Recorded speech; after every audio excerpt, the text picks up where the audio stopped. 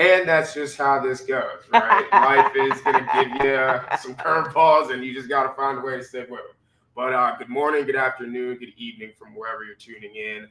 This is Working It Out Across Generations, where we talk all things conflict, big and small, and how they play a role on how we coexist. I'm one of your hosts, Justin. And I am the other host, Dr. Lynne. And we have a really, really cool topic for you guys. So, Dr. Lynne, take it away. Yeah, well, first of all, we are in fabulous Las Vegas. So forgive us the lighting. We just really wanted to show you just how beautiful it is to be here in the view. But we are happy to have this topic to talk about young people, government, and conflict. Talk about a timely topic. I'm going to tell you some of the things that I've been seeing when Justin, when you suggested this topic, or certainly when we were trying to figure it out, I got really excited because I've been seeing so many young people involved. And certainly there's a history of young people being active politically. And I'll talk about that when I talk about my generational take, but just current day, even we're New Yorkers, right? And just last year in New York, one of our Congress people reissued or went and took a legislation. I'm sorry, y'all. She brought back legislation, reintroduced, that's the word I'm looking for, reintroduced legislation to try to lower the voting age to 16 years old. They're not playing. Why? Because she felt that young people were really politically active and astute and aware and vocal at younger ages than even before. And so why not give them the opportunity to cast their vote since they're being so active? And then seeing young people on TikToks and just really out there on social media in general, right? Out there giving their opinions and just really being vocal about why their opinions are such, right? Not just saying who I'm voting for or who I'm looking at, but why, and doing it in really great analytical ways and ways that people can relate to. I think this is a topic that we all should be talking about and thinking about. If you're raising young people, why not raise them as politically aware young people who can participate in the conversations that are being had in ways that are productive? And that's the piece, I think, that why we really want to bring it, because not everything out there is being brought up in productive ways. And I'm going to say, for my generation and the one probably right below me, we are not the best models for productive conversation around, particularly around politics, but even being involved in the government. I started searching for what's the legal age that you can actually run for office, and it's different state by state, but I think New Hampshire has the lowest legal age. I think it's 18 for local office that you could run for. But a lot of states, it's 30. And I'm sorry, but I think that's way too old. We have so many young people who are much more politically astute, active, opinionated, and really determined to change things way before they're 30. But it's an interesting thing to think about and talk about. Yeah, I think I just go towards, the social media aspect when we think about how young people are playing a role, just in the sense of getting the conversation started, as that being an entry point for people to get the conversation going, to even get some education. People are doing profiles on like each candidate of each level of office and stuff like that. So you're definitely getting to know from young people, from people your age, that these are people that are up and coming for potentially, making some choices that have to affect your life. Yeah. And I think that it's just a smart way to get the ball rolling for young people that may not be as astute, that may not be as versed, and maybe don't want to be.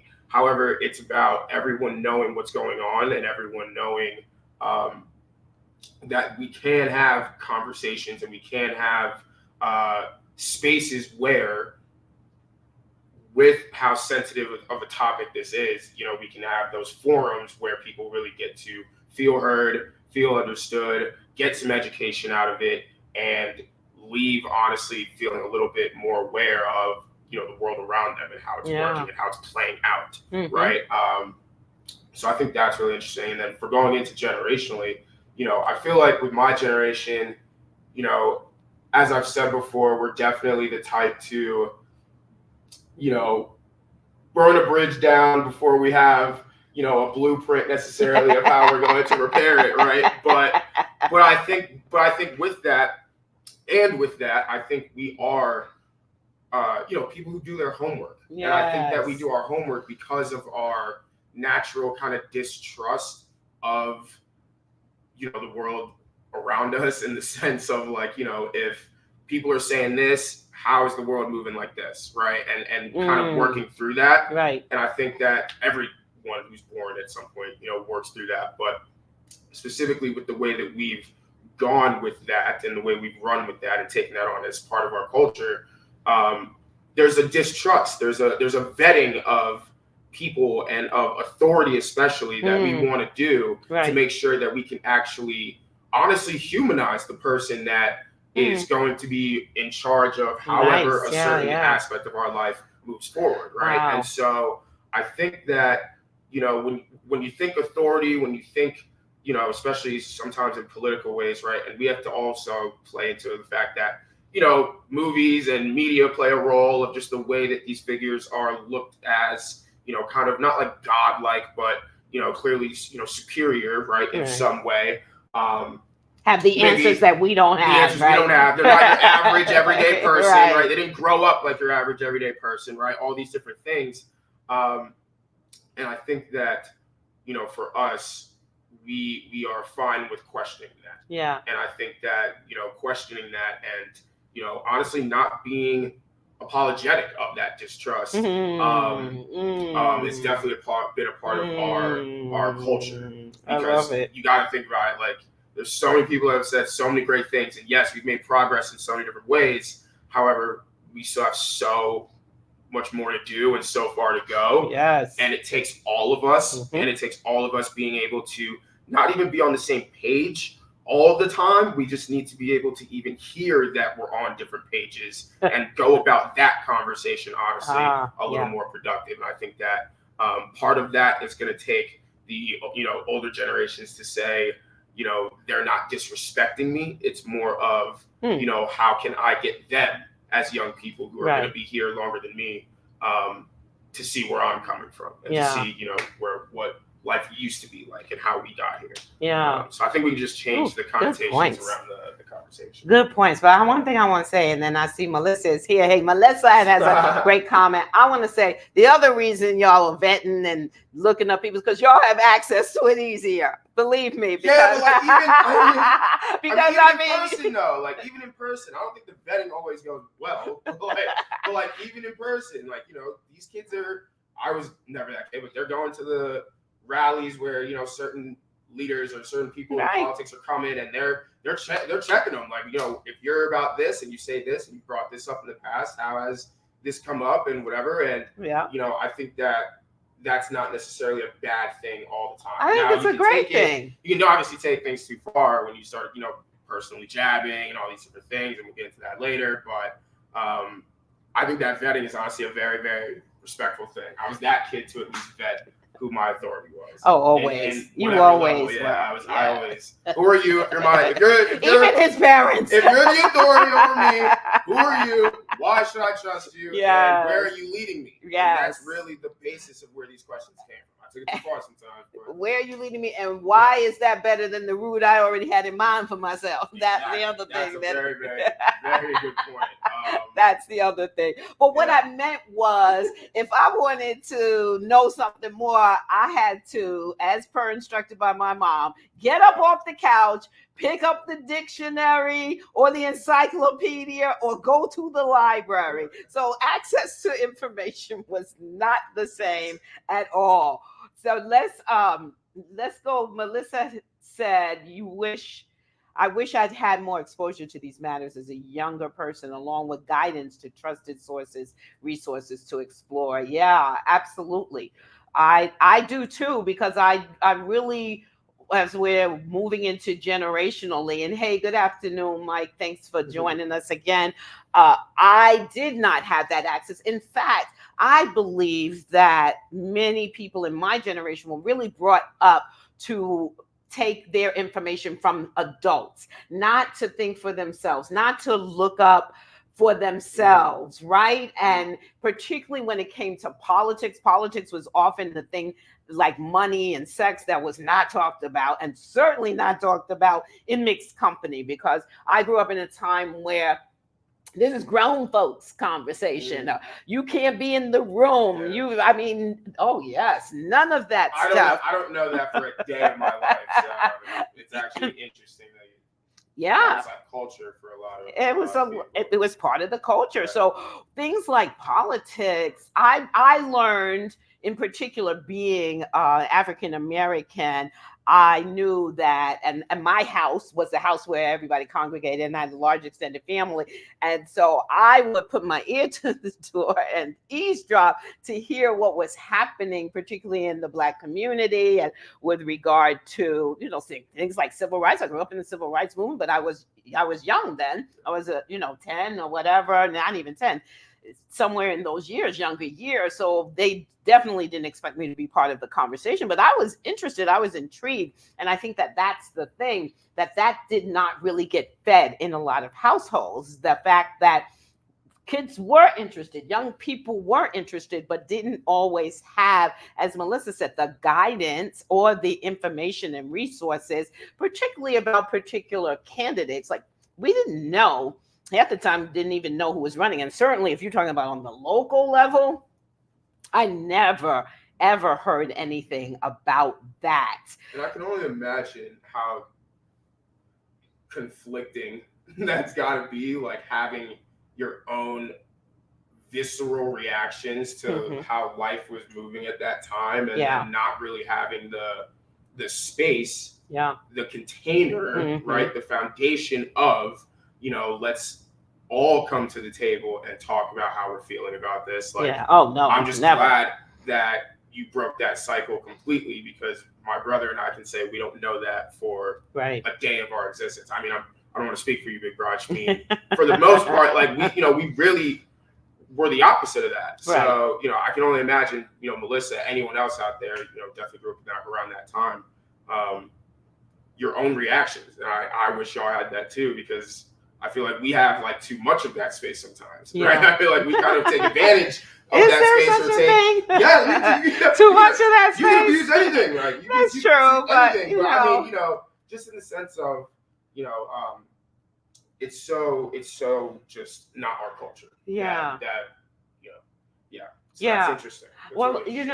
It was also, I can remember, actually, I don't know why they let me in on this conversation, but I can remember a conversation in my household with, like I said, large extended family and friends, around Angela Davis, right? And I remember saying something that the reaction was, you don't know what you're talking about, and there's information missing. So like, kind of disappear, get out of here thing. And I was discouraged from not only having my own opinion, but of learning. Like, you could say, well, there's information that we should fill you in on, and then maybe you'll see what you think after that. But I was discouraged from really asking questions. I'm going to say this, and it's hard to say, but I got to say it because I have to say that I've met other people who have said the same thing, that when Dr. Martin Luther King was killed, I didn't know who he was. Now you got to remember, we had 3 stations on the TV, and for a while we had a black and white TV, and they went off at midnight. When I say when they went off, you know, you had the Star Spangled Banner and then static. So there was not a lot of information sharing. Yes, there were newspapers, but we did current events in school, whatever. But it just was not encouraged. And so it, for me, this your generation is absolutely different. And your dad and I intentionally had the kinds of conversations that we would have loved to have when we were growing up with you two, and we still encourage it. Yeah. And that's how you break the cycle. So yeah, that's just cool. Yeah, and Mike, I love what you're sharing, right? About, let me put that up. I remember when I was younger, when my parents used to drink and play cards, yep, and the kids would have to go in another room. Nowadays, the kids are in the mix with everything. I'm not sure if that's the way to go. That's interesting, Mike. I think that there are people that aren't sure if that's the way to go either. But I'm going to put my 2 cents in and say I prefer that that they be in the mix than be like me, who just felt like, I think it led to me feeling like there was some mystery. I shouldn't know these things. And I think that then you get into it being interested and involved and active in these things later in life. And we could be active much earlier, as we see, right? As we are seeing. And it's one of the things we want to talk about today when we're talking about just like what's working, right? And what's not working, what could go better today. So should we talk about that? Yeah, Ready to hop into that? Right. Yeah, okay. So young people in social media, I think that this is going well. Now, mind you, unfortunately, they have way too many models. My generation, and as I said, and younger, I mean, and on all sides, I don't care. I'm not talking about any particular party here. I'm talking about the way adults are conducting themselves in these conversations are not always good models for how to do it productively. But young people are out there on social media talking about it and breaking it down. I love when it is broken down in ways where anybody can understand it, whether you agree with it or not, but you understand what the person is saying. And then when you can have the exchange, a productive exchange, people asking questions or adding to their opinions, and you can see things like, good point, or I never thought about it that way. I think that is all good. And I think that it's also a way, if a lot of parents are monitoring their kids right on social media, it's a way to have that conversation too. So you saw this particular TikTok or whatever it was that you saw. What did you think? What are your thoughts? What did you agree with? What did you disagree with? Those are the kinds of things that develop the minds and the conversations of young people and the adults in their lives. Yeah. I don't have much. You don't have much to say. That's good stuff. Yeah, yeah. Well, I think it's important that it's an important use of social media, and I know there's a lot of complaints about social media these days, but I think to get out there and to be able as a young person to express your view, and I've seen it at young ages too, just being able to say what they think about what's going on in the world and the people that are shaping our world. Yeah, absolutely. So another thing that I think is going pretty well, and I feel like this word, could land differently for people, but the stoicism of older generations. Now, specifically where I'm going with this is that being that there is this, rhetoric out there that we are, as Gen Zers and millennials and whatever, the more like emotional generations and things of that nature. While I do believe that that's true in certain instances, and I'll completely give that to you, older generation folk who believe that we shouldn't be in the room or however, right? I do appreciate that. With that, I do appreciate the fact that, unfortunately, through I think, very negative circumstances. Y'all as older people have had to, kind of train yourselves to be unwavered, shifted, not throwing off your balance when it comes to heightened emotions coming into a picture of whatever's going on, right? So I think that in especially higher levels of office, that's a very good quality to have in the sense of these are things that get emotional as much as these are people in office and they're doing their thing and they're influencing other people and whatever, they're still people too.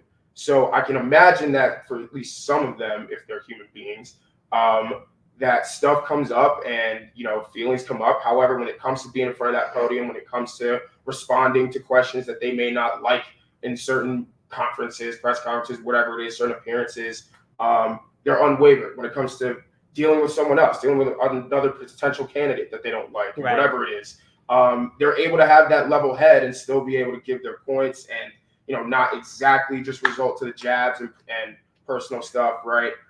Which I know that even then, y'all adults could do better at that, right? The name calling and the jabbing and all that stuff in these certain moments, right?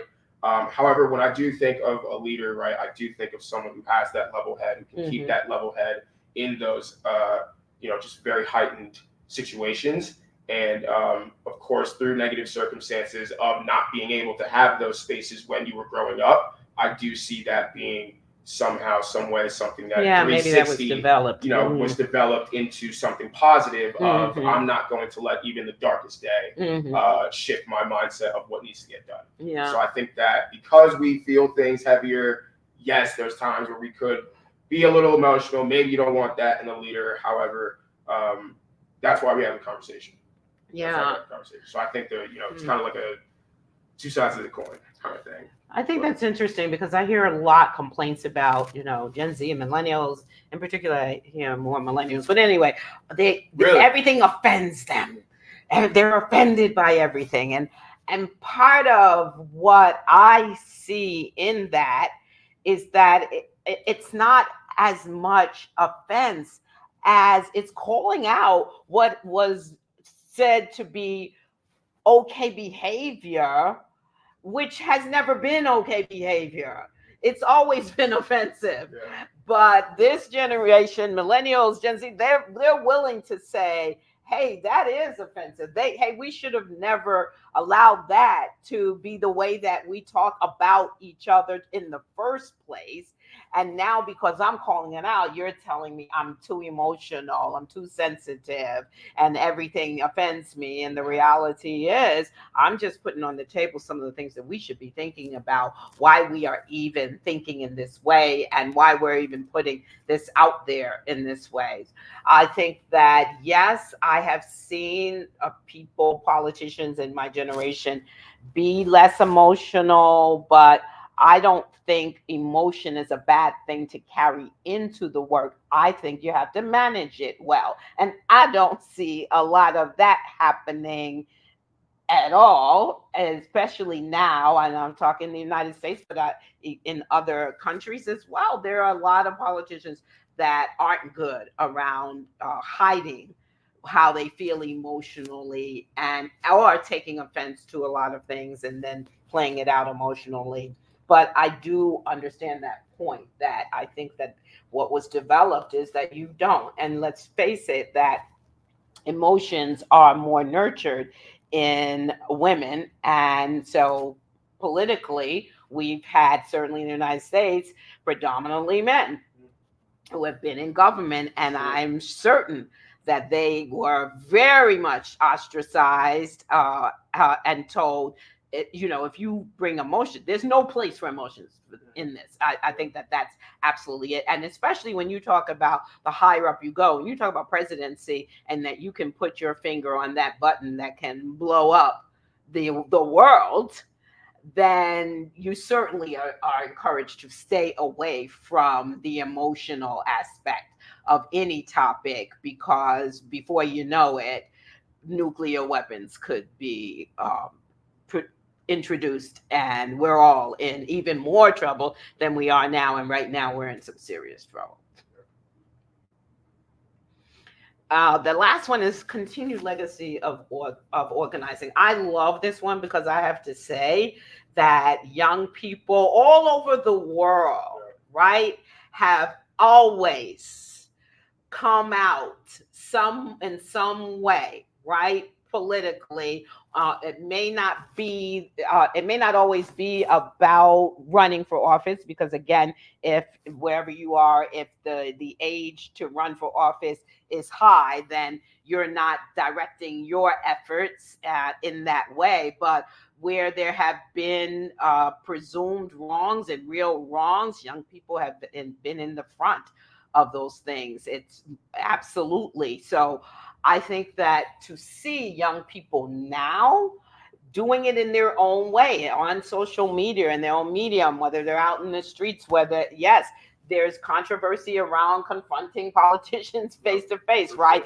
And I get that. But that's a part of the legacy. We may not have had as much access to politicians during our time and coming up, but we've always had young people leading the charge around the wrongs of countries. And I think that to see this continued legacy and then the organizing now is well beyond what was true for my generation because social media allows you to be able to have access to so many millions really of people. You see people who will start a movement here and be out in the streets, and then you see across the world other young people coming out at the same time or in the next day, whatever. And of course, that didn't happen. We couldn't do that kind of organizing in my time, but the kind of organizing that was done, I feel like is a part of the legacy that young people now are continuing. Yeah, for sure. I would even go as further to say that, I think it's even beyond just protesting and Yeah. beyond just calling attention to, right? Young people are creating forums, right, for their own spaces to have their own conversations and, doing their own kind of vetting of who gets to be in, certain rooms of just off of the energy that they bring to the room and things of that nature, right? Kind of similar to the OTMR work that we do, Right. like the interview process, right? And Mhm. so fundraisers, right? Bringing up, Yeah. bringing money together, all of these different things. Yes. And then, of course, when you add the social media aspect to it, I think the positive from that is that, even just having the internet and the access to it in your hand, you can access some of these groups and, type some of your feelings when you're not meeting in person, right? So it's like the group isn't even, far away from you. It's not like the fight's far away from you. It's not like the goal's far away from you and your community is far away from you. So I think that, we've done a really good job of keeping that going. And that's definitely going to be something that doesn't stop anytime soon. It's actually just going to keep picking up. Yeah. And I I think love that's that. really cool. I think it's really, really cool. And that's something that people are going to have to get used to. I think so too. And as a result, I think I don't know about lowering the voting age. I haven't really thought about it a lot and I haven't researched for myself what the pros and cons of it. But I do think that having a lower age to be involved to run for office is important because I listen, the reality is while none of us knows when our time is up, most of our young people, we're leaving the world to you, right? And your children and their children. So, of course, you should be not just concerned, but involved in how things are going. And government is a place where you can make change, even though a lot of us are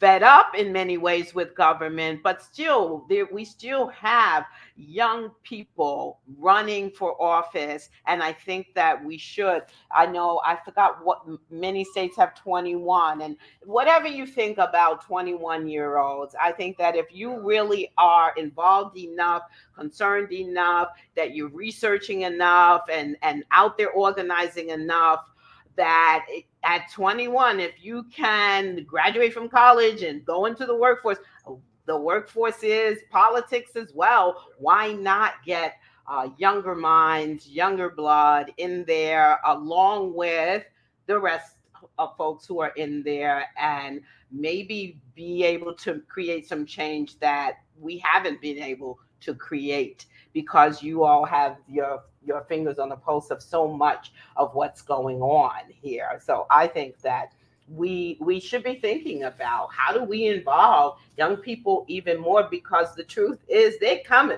they're creating, you're creating your own avenues for getting out there and getting involved. So we might as well, maybe they're going to totally help revamp government, because I think a lot of us are fed up with the system and the way that it's working. So I don't think you put more people who grew up in that same system into I don't think you elect them, right? Right. I don't think you elect them leading the charge. Right. I think you elect folks who grew up in a different time, in a different way, and really understand how to get things done in this tech world, and that has access to everybody. Absolutely. So I'm actually going to start us off on the next two for things that we all can work on, right? Every generation, everyone that's here, if you're here on this planet, you're breathing, right? Blessed to see another day. Here are things that we can all work on. And the first thing that I came up with is reading the room, specifically to either redirect the conversation or walk away. Now, I think, like, when I think of government, right, politics, right, and times in which reading the room could have been perfect for really staying on task and staying on, really what the mission is here.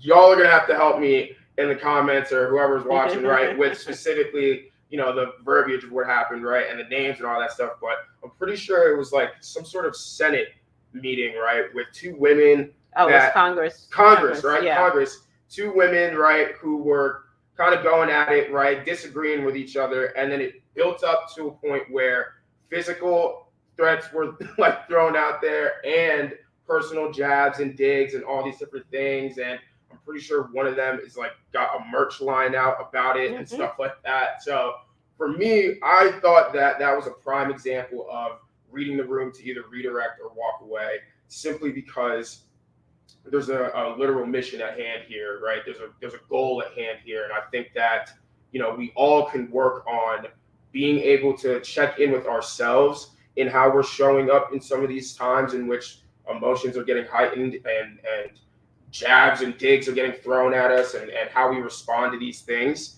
right? So I think that these questions of, what am I trying to achieve here, right? What am I walking into the room with to try to, really make sure that I leave feeling like I said or did or really brought to the room. And a lot of that reading the room is really a check-in with yourself. And so I think that in those heightened moments of emotion, and when, at that point, the mission's out of the room and we're just going to start going at each other, redirecting and being able to walk away and say, maybe not right now, or let's move on, as this is starting to get way off hand and way off topic and way off task.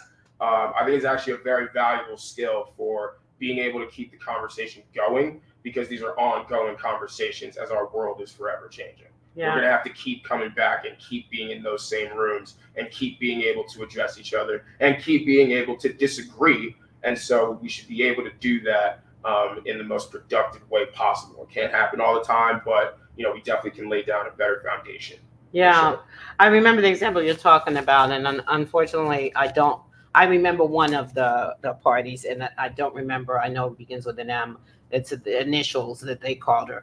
But so I won't name the names. Yeah, but what I will say is this: is that in terms of the redirecting or walking away, what that was an escalation of things that were happening and continuing to go after someone on a personal level, as opposed to, as you said, let's get the job done. What are we here for? We can disagree, but do we really have to go to the level of calling names or bullying or saying things that just don't have anything to do with the work that we are here to do? And that it is so acceptable in society to not redirect or walk away, that here we are in the highest levels of government and we're watching this take place. And not only that, rooting for people to go for it, Right. go like after it's it. a sport or something. Right, Like, and that's right, and that's how yeah. you do it, and I mean, it was on both sides of Yeah, that. for sure. I mean, outside of the meeting, it was people on news shows after saying, good for her, and that's right, and show them what our state can do and what we're about. And we don't take the, I mean, redirect, walk away. Yeah. Let's really understand when we're reading the room, it's bringing ourselves back to what are we even here for? And is that getting accomplished with the next thing that I say? Right. And I think that just extends to, the younger generations, because we do respect the fact that, anyone of an authority figure, anyone older than us, to be completely honest, has time over us, right? So they have, that over us. They know how things go a little longer. They can speak to more of, right? However, that doesn't necessarily mean, like the person is someone, or something that they said is something that you really should, respect, and all these different things too. So it's about really being that model, right? That model for, you don't have to like me, you don't have to whatever, but if we're here to get a job done and we're here to really help people and help people of all walks of life, then let's come back to what we're here for. Yeah. And I think that right there alone can show a lot of young people like, damn, wow, I don't have to get the last word, or my last word could be more powerful by reading the room and walking away, or redirecting the conversation back to what we're here for. So I think that's a really, really good one. Yeah. Next, put yourselves in others' shoes. I think that there are a lot of people out there who, politically, right, but it's just in any authority figure, right, who have not really done the work to understand how maybe the choices they're making affect all kinds of people with different upbringings, different lifestyles, different, cultures, right? All these different things. And really what I mean by put yourselves in other shoes is, I mean, put yourselves in the environments, put yourselves in the vulnerability of saying, I don't know, right? And asking for education, right? Asking for real knowledge, not for, some sort of answer that could possibly, get you what you need, and then you go to where you are, and and you don't return to the people that got you where you are. And so I think it's one of those things where there's a lot of people who have that power over a lot of different people of upbringings, cultures, backgrounds, who haven't really gotten their hands or feet dirty to really know and understand that there's different existences outside of what they know, and that maybe what they know isn't what the next person knows, right? And so I think that people really need to, go to these neighborhoods that they're really, managing. I don't even know if managing is the word, but like, that they're governing, that they're governing, right? Go to these neighborhoods that you're governing, right? Meet the people, shake the hands, like try the local food, get the stories, right? Like sit on the block, whatever it is, to really feel and get as close to, so that you really know how to help. I think that, communities know what they need. And I think that we have to do a better job of actually being able to say, show me. And I want to see, like, I want to go and feel and then know, and let's do it. Like let's do it that way. As opposed to just, thinking that everyone's walking this same soil, the same way. Right? And that's just not how this is going. I think that's actually a very damaging way to think, and a damaging way to definitely encourage others to think that we're all sharing this space the same. I agree with that. Fully the same. I agree. I think let's bring in folks who are truly interested in what other people are going through. Not, first of all, not just the people that vibe with what you're saying and what you believe, but people who oppose what you believe, and having those conversations, being able to put yourselves in their shoes and see why they're coming at you in this way, right? Why they are saying, no, I can't support you because you're supporting this. And being able to understand that the world you're living in, people have access to you. They just do. And so they can show up, or they can come on your in your feed, on your page, whatever it is. And I think you got to be ready for that, with more than the response of lashing out, Yeah. right? I think you've got to be ready for that, in saying, let me try to understand where you're coming from on this and why you're up, because people have a tremendous amount of passion about what's going on in their world. And if you are a political figure representing all of the people, particularly people who may be in your district, wherever they are, right, in your state, then you need to be able to put yourselves in their shoes, not just because of what they're living with, but in the way that they may view you and what you're saying and doing. Yeah, absolutely. And you got the last one, because this is actually pretty good. Yeah. But yeah, I think we got to get rid of this. We got everyone. I think everyone has to get rid of We've this. got to get better at this. But hey, unfortunately, it's represented all the way to the highest office of the land in the United States of America anyway, and we're not the only ones. It's definitely a global thing where people are just out there name calling and scapegoating, and it's their fault, and if only we hadn't listened to fill in the blank, or if they only want to do this and they don't care about you, and it's gotten so way out of hand and well beyond that it is taking away from the necessary energy, just even mental and physical energy needed to turn this ship around, because there's a mess out here. And part of it, a large chunk of it, is the way in which we are talking to and about one another. We are taking the easy, I'm going to call it, well, no, that would be part of name calling. So I'm just going to say we're taking the easy way out of things, to just, rather than to really give thought to how we might respond to someone in a way that would give them something to think about, whether they agree or not. Rather than do that, or rather than say, I really don't know about that one, or if I agree with that one, or how I might be able to do something. We're just going to the low place of name calling, or blaming, and that doesn't get stuff done, y'all. That doesn't move us forward, and it certainly doesn't bring us together.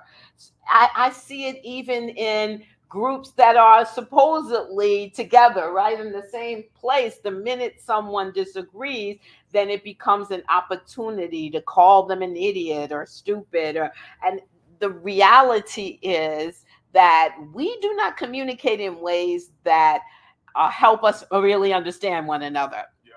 Right. And so we've got to get past, I believe, we got to get past this place where everybody is something that you don't want to be, and that nobody wants to be simply because they disagree with us, or they don't see how we have come to the decisions that we have come to, or they don't like the fact that we are in the position that we're in. And it's doing so much harm that we have got to stop doing this. We just do. I agree. We're so used to speaking in ways of othering each other that it's just so second nature. So like part of the way we even say hi at times, literally name calling, right? So it's definitely gonna be something that takes a lot more time to manage and really bring to more even levels of how we speak to each other and things of that nature. But when it comes to getting stuff done, I don't see how this has ever helped move the bar in a positive direction. It hasn't. I actually haven't seen that. It hasn't. And if you have, I'm open. Right. So please, tell us how this name calling and scapegoating moves us forward together. Right. That's right. Please, if you see it, help us to see it, because I don't see it. And the problem is that people my generation are setting that standard and that model. So as young people come into government, if that's the model, if you're throwing it at them in this way, then we're teaching them how to do this really well. And so how does that end? So I encourage young folks, millennials and Gen Zers who really are active and want to be even more active, please get rid of this as a technique for responding to someone. It's a reactional place that it comes from, and it does not do anything productive for the conversation, and therefore it doesn't lead to more understanding, it doesn't lead to positive action, and it is setting us back. Absolutely. That's good stuff. I thought Yeah. that was a good conversation. Yeah. Good comments, good engagement. Yeah. You had some good points. Thank you. I mean, the stuff that you were revealing in the beginning around your generation and the kinds of things that are happening, right?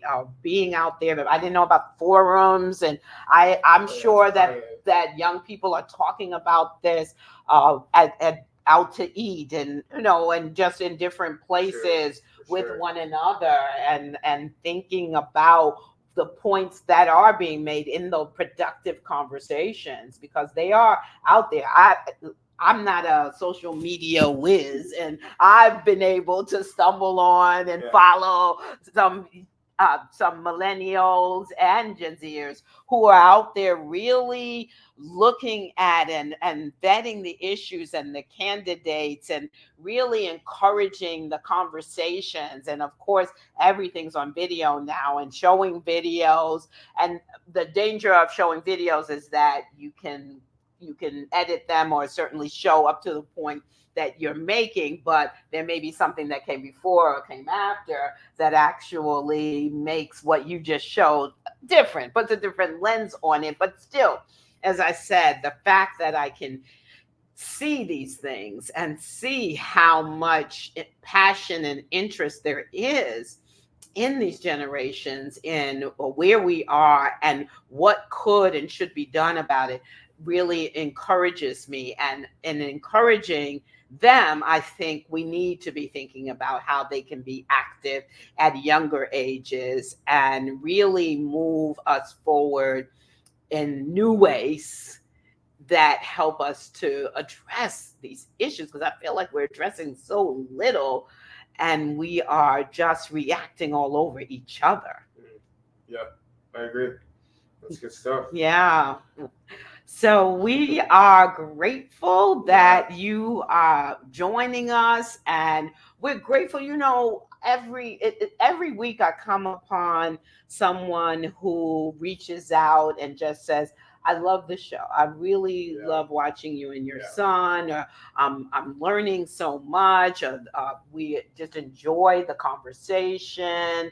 And everybody can't always be on the mediums where you can comment. We know that people are watching us all over the world, so we encourage you to continue to watch us and to continue to see us at e360tv.com. We're on Roku, Amazon Fire TV, Apple TV. More to come, and watch us on your big screen. Watch us on your big screen, right? Check us out on Facebook, Working It Out TV Lots of show. y'all are doing that. YouTube, Working It Out Across Generations. Again, as I say all the time, every like, every view, every share, every comment, truly small as all, it adds up, and we appreciate every single drop of it. So thank you so much for tuning in. I really enjoyed today's episode. It was a really good conversation, and I hope you guys did too. This was Working It Out Across Generations. I'm Justin. And I am Dr. Lynn. And we'll see you next week. Hey, you know what we say every week to close us out? Conflict is here to teach you something about yourself. Go out there and find out what that is. Yeah. See you next week. See you next week.